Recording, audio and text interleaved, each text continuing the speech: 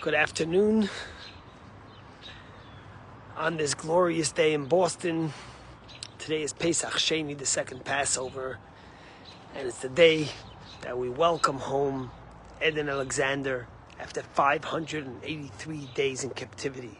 But although we welcome him home, we don't forget that there's another 58 hostages that are still in captivity and that deserve and need and must be brought back home, and that the responsibility lies on the terrorists and the terrorist regime of Qatar to free them and allow them home.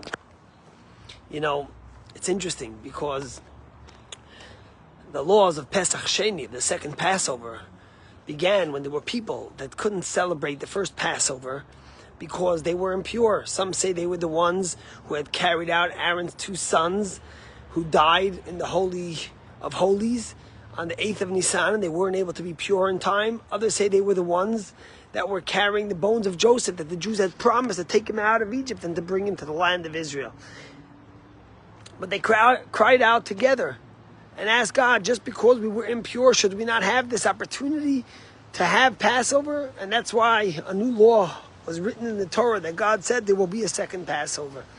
And to think that Edan Alexander is getting his freedom after 583 days in captivity to celebrate his Passover on the second Passover, it reminds us that it's never too late to fight and to beg and to plead and to do all we could to get the hostages out. It reminds us that there's still 58 other hostages. But it reminds us in our own life the power of knowing that it's never too late, and the power of speaking up, just as those in Egypt spoke up and said, God, they could have just said, listen, we missed it, maybe next year. But instead, they said, Lama Nigara, why should we be different? We don't want to miss this opportunity. And the same is true in life, that we have to take this opportunity of Passover, when we eat matzah again, the second Passover, when we strengthen our faith, to remember it's never too late. It's never too late to do another mitzvah. It's never too late to reconnect with our Judaism. It's never too late to become a better human being, a better husband, a better wife, a better child, a better parent, a better sibling, a better friend, a better boss, a better worker. Every single one of us has this opportunity and is required to take this strength from the Torah and to know that when we ask with sincerity and we want to be better, that God gives us that opportunity and gives us that strength. You know, it was a whirlwind weekend this weekend. On Friday, Grinny and I woke up early in the morning and we took our kids, and all of our kids gathered from all over, and all 10 of them came with us. And we went first to Queens, New York, where we stopped to celebrate and commemorate the first yahrzeit of Gurney's beloved grandmother, who passed away last year at 102 years old. And to remember her remarkable life, all 200 of her offsprings, almost all, got together. And we prayed, but we also cried, because just a week before, her son, our dear uncle Shalom Lipsker, the rabbi of the Shulam Bel Harbor, and one of the greatest trailblazers and visionaries, passed away. And there he was, buried right next to his mother, without even a tombstone. And it was hard. And then we all drove up together to celebrate the Shabbat in the Catskills in a hotel, 200 people. And originally, it was meant to be a celebration of Gurney's grandmother's life, but it turned out into a celebration, but also a lot of pain and crying and sadness over the passing of Gurney's remarkable uncle, who we loved so dearly, who came to Boston to name our first child, who we spend the Passover in his house, who we spend the last 2 times we were in Israel time with him, and we loved so dearly. But Gurney's uncle was a trailblazer. He was a visionary, and he never rested for a moment. He was a man who was born with a heart issue and a heart condition, and had many surgeries and challenges in his life, open heart, valve replacement, and yet never gave up on his vision, on his commitment, worked every day so hard. And I want to share 2 things that I think might connect to the second Passover. And hopefully over the next week, we'll share more stories from the weekend. But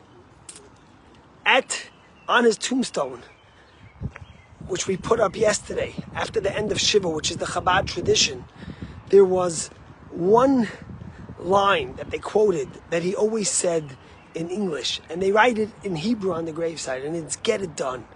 And his motto was that sometimes we have feelings and sometimes we're uncertain, but as a Jew, we have to always march on, and we always have to do the action and get it done, even when we're uncertain. And he used a quote that the Lubavitcher Rebbe has always said, which is "L'chatchila Rebbe," which means when you see an obstacle in front of you, some people try to go around, they try to go under, and then if they can, maybe they'll go over.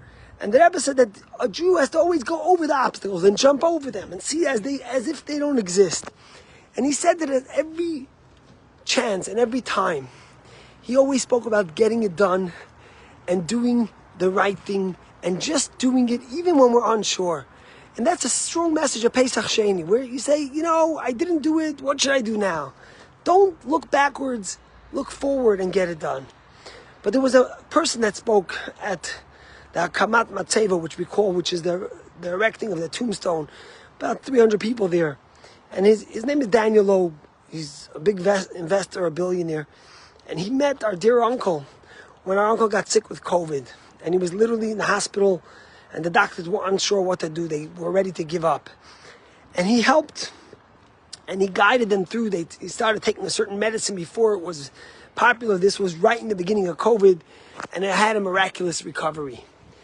And Daniel Loeb, who became very close to him and started studying with him and started wrapping tefillin every day, and got him very involved in the kollel they have, which is young couples that study all day for a few years, and he was involved in sponsoring it, etc. He got up to speak, and he cried a lot.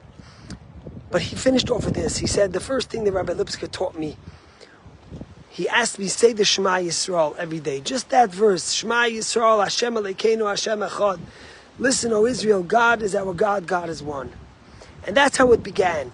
And he asked, when he finished, he put his hands over his eyes, and through tears he said this Shema Yisrael. And it started with Shema Yisrael. But then it got on to wrapping tefillin every day, to studying every day, to getting more involved in his Judaism. And he said that it made him a better person and a better Jew, and he never could have imagined otherwise. I think about this. Get it done. It's Pesach Sheni. It's never too late. Sometimes we think that to get it done, and if it's never too late, we have to do crazy things.